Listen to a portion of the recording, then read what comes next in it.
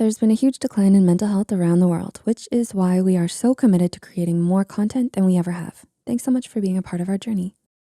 Do you have a toxic family and you're not sure what to do? Having a toxic family member can be detrimental because family is supposed to be defined by love and support. This is a betrayal of the highest order and something, if left untreated, that will haunt someone for the rest of their lives. It's difficult to even admit a family member is toxic, and the treatment isn't easy. Although we do recommend reaching out to a professional for help, here are a few tips to ponder while you decide what to do.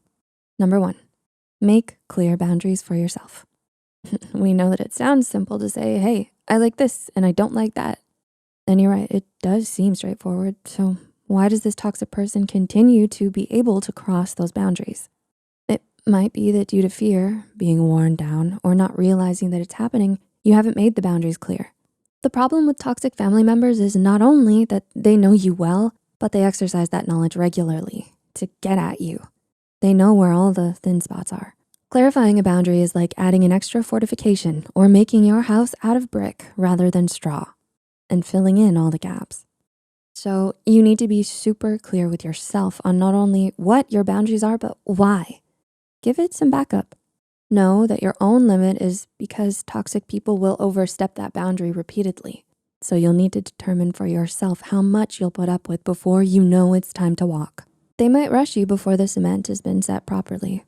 So don't worry about failing the first few times. With practice, you'll be able to hold your own. These boundaries will also help to remind you that you have not only the need, but the right to protect yourself from these attacks. This means when you cut a call off from your body-shaming mother or block the number to that sibling who keeps cursing at you or demeaning your life, you can understand that it's right for you. You've had enough. Number 2, distance. We mean either emotionally or physically, because physically isn't always realistically possible. Emotional distance involves cutting off the gifts you've been giving. What gifts, you ask? The gift of you. The gift of knowing anything meaningful about you, like your interests, goals, secrets, or memories.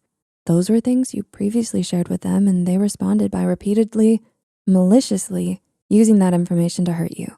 They have proven themselves undeserving, so you get to stop the flow. It's okay to say you don't wish to talk on a subject or not answer a question.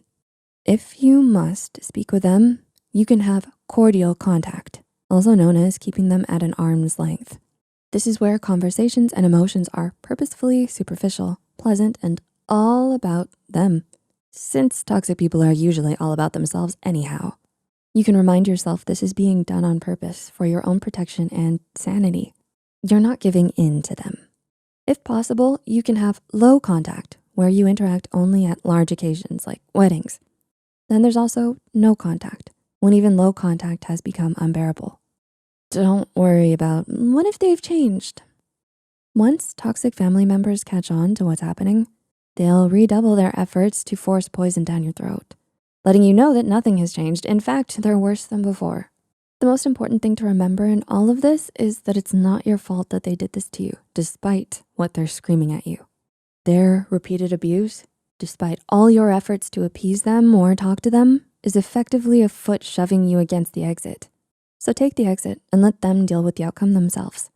Number 3, don't argue or justify. You know the drill.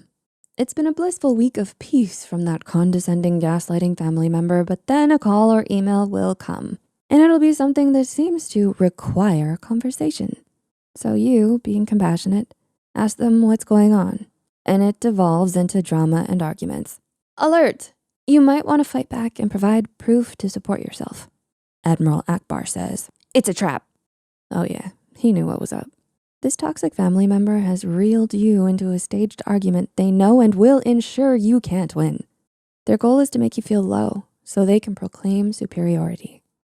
Battles need to be chosen carefully. Determine what arguments and battles are actually for real need to go to war, and which ones are drama and self-made pseudo-emergencies. These emergencies are false and solvable by themselves, but they want to feel the power puppeteering you to their bidding. It's okay to decline being suckered in. You can then conserve your energy for other things, like your own life. Number 4, hold strong to yourself. You need to be your own anchor and lighthouse. Having that strong, solid sense of self means accepting and understanding that no one, including yourself, is perfect, and that you still know who you are regardless of snags along the way. We understand you can feel shame or guilt, but knowing yourself lets you know what to do about it, or even if it's warranted. Did you purposefully and consciously act with malicious intent? When it comes to that toxic family member, chances are pretty good that you didn't. There is nothing shameful or bad about simply being yourself. You do not need the approval of that toxic family member. Maybe ignore all of those well done son movies. You only need the approval of yourself for yourself.